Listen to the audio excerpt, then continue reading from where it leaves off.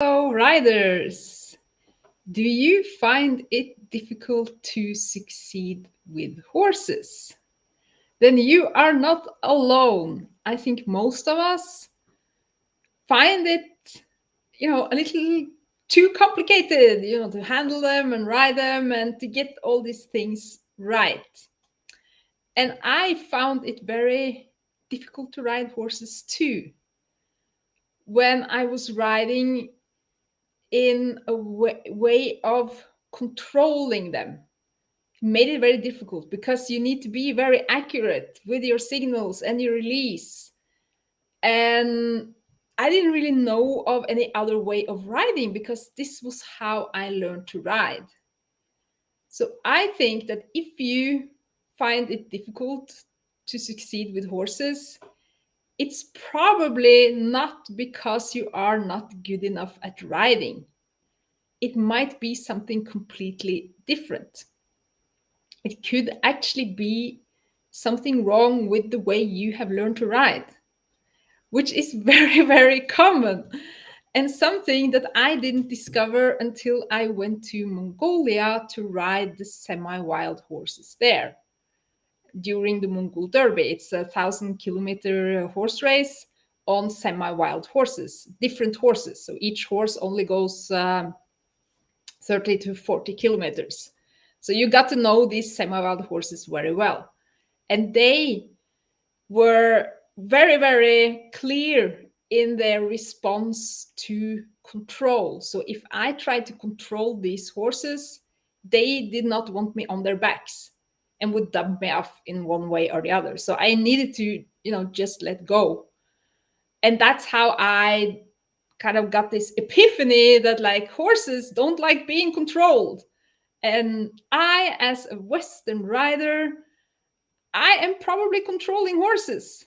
You know, Even though I might ride with soft signals, it can still be a controlling signal. Because if the signals come from a mindset of don't do that, it's different than when the signal comes from a mindset of please do. And I also have kind of discovered over the years, as a riding instructor and horse trainer, and talking to very many horse owners, that there are so many physical issues these days with horses. They get ligament issues in their feet, and they get back issues, and they get all these kinds of, there's always lots of pain and issues with the horses. And I was thinking, one thing is that horses don't really like being controlled because they are flight animals and they need way out. And we are then controlling them, probably not even without knowing it, because that's just how we do when around horses and when riding, because that's what we learn to do, right? So we've been practicing that a lot. We might even do it automatically. But there's a second element which comes with the freedom of movement. So we can imagine if we were a four-legged creature and we had someone on our back telling us how to move. How well would we move? How freely would we move? How well would we breathe, right? And I think, with these tie-ins and everything that's going on, and especially with the head posture, that this way of controlling the way the horse is supposed to move underneath that isn't necessarily healthy for them. But that's how at least I used to do it. I wasn't even thinking about it. It was just happened automatically. And I spent quite a while retraining myself from doing this. And I found that the best way to actually retrain myself was to ride without reins, because then I couldn't fiddle with them. There was no reins to fiddle with. But that's kind of a little bit another story. But one thing I recognized over the years, because I've had several farm stay guests here at the farm who come to spend the weekend together with their horse, or they get to borrow a horse from me. And during the years, there's only one rider who has managed to ride without reins on the last day. So this is usually 3 days. They come on Friday and they leave on Sunday. And mostly, although it has been very experienced horse owners coming with their horses, there have been so many kind of issues that they haven't been ready for the Liberty riding on a Sunday. We have been working on the ground mainly at Liberty, and very often it's just, get the horse to breathe and relax and yawn. Kind of, we start there, and then they will often kind of lift their back just by when standing with us. We kind of start with standing with the horse. Sounds very easy, but very many horses hold on to quite a bit of tension when standing with us. Although they look happy, their kind of neckline and back and the way they breathe tells me that we need to hang out a bit and wait for a yawn here before we can move on. And then they yawn and sigh, and you see their back start lifting and they start moving a bit more freely. Yes, anyhow, of all the farm stay guests I have had at the farm during the years, there's only one who has managed to ride at Liberty on the Sunday. Guess how many times she had ridden a horse before she came to be a farm stay guest?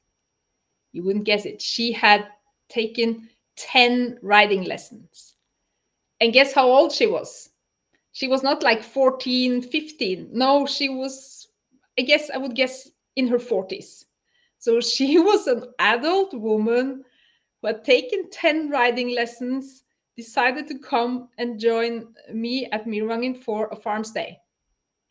And she was the one who was riding without reins. I think it was on Saturday even. And she didn't have any problems with it. So it's not the riding skills that's the problem. I think it's our mindset, because she was like a blank sheet. And she didn't have all these habits that I had, because I've been riding for many, many years. And it eventually kind of becomes automatic. We do it with our seat, we do it with our hands, we do it with our legs. Like, no, don't do this. And we are kind of just doing it without even knowing it. So I had to spend many years retraining myself. But Kadi didn't. And the fun thing is that now she has bought herself 2 horses, and it's going really, really well. And this is something I hear a lot, like when beginners buy horses, it probably will be a mess after 4 weeks, and then the horse needs to be sent to a trainer for a tune-up and then come back, and then you need to do lots of riding lessons to get it right. She hasn't been doing lots of riding lessons. She has taken 10 lessons and been here for a weekend, and she's totally rocking it. And I think one of the horses that she got was actually a former trotter or something. It wasn't really well trained. But she just came in with a beginner's mindset. And I think that's so important. And I wrote actually something down today that I learned from, I'm doing a course now with Brandon Lucero. And he said something very, very powerful today. He said, our mind can only think from a place we know. And that's so powerful. And she didn't really know anything. So it was so much easier for her to get it right. Versus me, who knew a lot, been riding for many years, trained hundreds of horses, done trainer education at college and riding instructor degrees, everything. I needed to actually go to Mongolia and be, exhausted beyond my senses before I understood how horses really are. That's what it needed for me to get an epiphany. But for Kaidi, she was just kind of a natural, and she came into horses with a completely different mindset. Yes.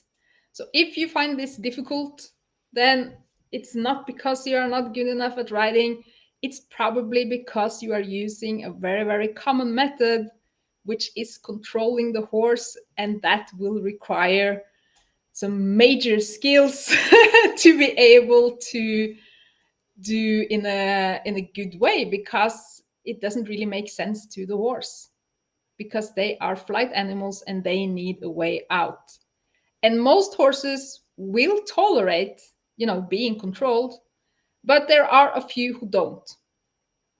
So although like the majority of horses, they seem completely fine with it and isn't really a problem, there will be a few, cases that, you can't really use control with these horses because it doesn't work. And when you then give choices and do things in a different way, these horses are actually very, very easy to retrain. So that's what I've been doing the last few years. I stopped breeding horses and I only take on rescues. And I was kind of assuming that by taking on these rescues, I would get these dramatic bucking and rearing videos and whole lot of drama going on, and you could do like before and after. But by doing the connection exercise and actually connecting with these horses on the ground, things seem to kind of sort themselves. They just kind of, yeah, settle down, and of course make sure to teach them the riding signals of field, and connect with them on the ground, and prepare them for riding. But it's not like it's a dangerous venture of riding these horses.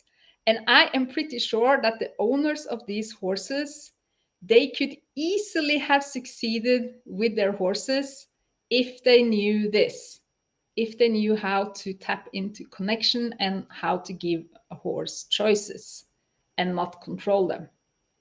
Because it's actually not difficult. The difficult part is retraining ourselves. To the horses, this makes completely sense when we are able to make our ID their ID.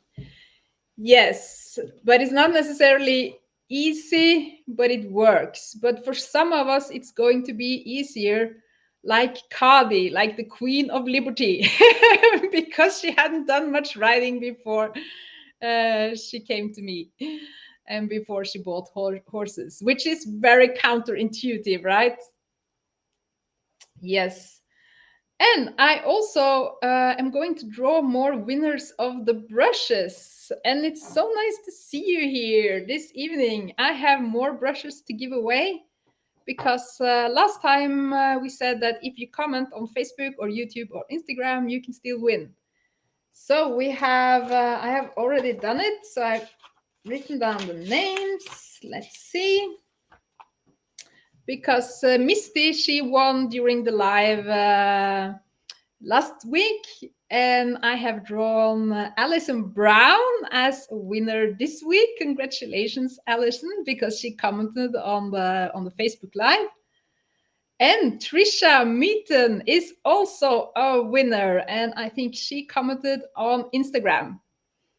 And we also have Lena Andersen, who is who has commented, and she had this great comment because she tried the barn sour exercise, where you, by making your idea of leaving the stable the horse's ID, get rid of this barn sourness, which is basically the horse thinking about the stable, and which affects their responsiveness to signals and the way they move.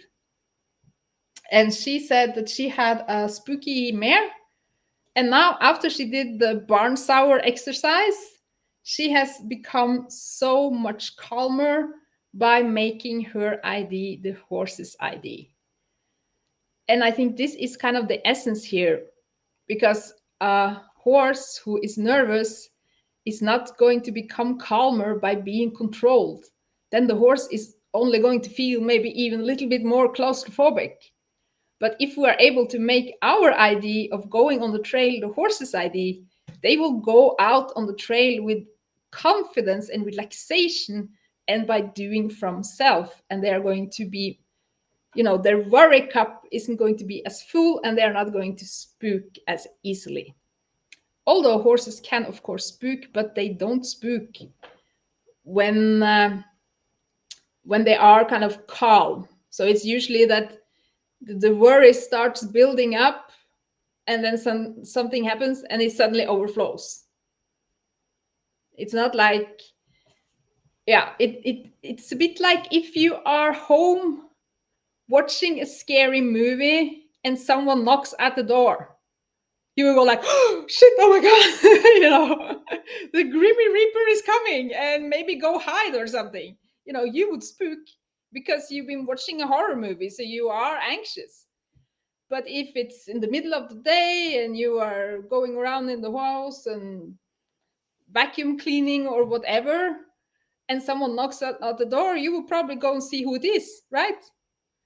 And I think it's a bit the same with horses, and our need of controlling them can, you know, make them a bit worried because they are flight animals who need a way out.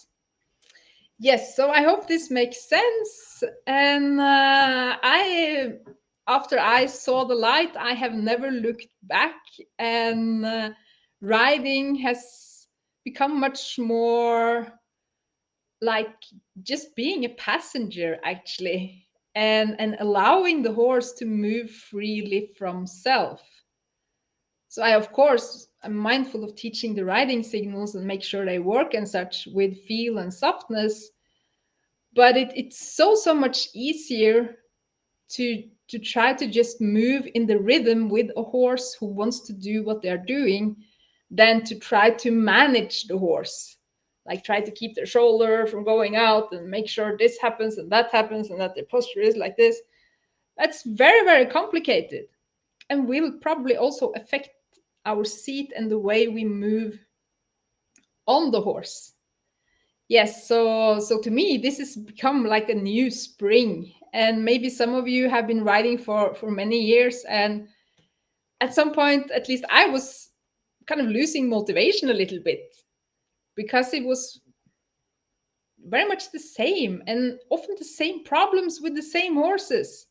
But now that I realize that if I'm able to make my ID the horse's ID, these problems actually get solved. It's not necessarily their personality, it's something deeper. And once we resolve that, it has this kind of domino effect.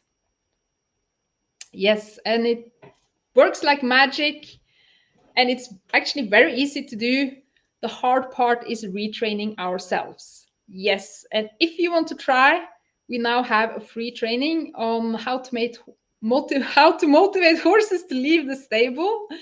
That is very effective. And you can get it on ridelikeaviking.no/motivate and see if you can motivate your horse to leave the stable by making your ID your horse's ID. And there's also a little video there on how to get anxious horses to find relaxation without necessarily trying to make them relax, but the horse kind of figures out relaxation and softness from self when doing groundwork. Yes, because horses, they choose relaxation and softness anytime. They don't actually like being scared, and we can help them as humans. Yes, so thank you so much for watching this evening, and so nice to see you here. And Inger says, so much new to learn. And it's 40 years since you learned riding. Yes, me too. And it's a never ending journey. Yes. And what I have found is that when I changed the way I trained horses, it also changed my life. I'm, being a leader in a much different way towards my kids and myself and my family. I'm much less likely to become upset over things, and I'm breathing better, and I feel like this ripple effect over all my kind of personality and the way I view things. So this shift hasn't only changed the horses, it has also changed me. So yes, better late than never. At least in my case, I was 40 years when I discovered this in Mongolia, of all places. And let me know in the comments how you started your, let's say, liberty journey or less control based riding journey with your horse. Let me know in the comments what made you do it differently than what you were maybe taught in riding school, or by the professional micromanagers, as I call it, because that was me earlier. And horses don't like being micromanaged, and I don't like being micromanaged. Yes, okay, that's it for this evening. Thank you so much for joining, and see you next time. Okay, bye for now.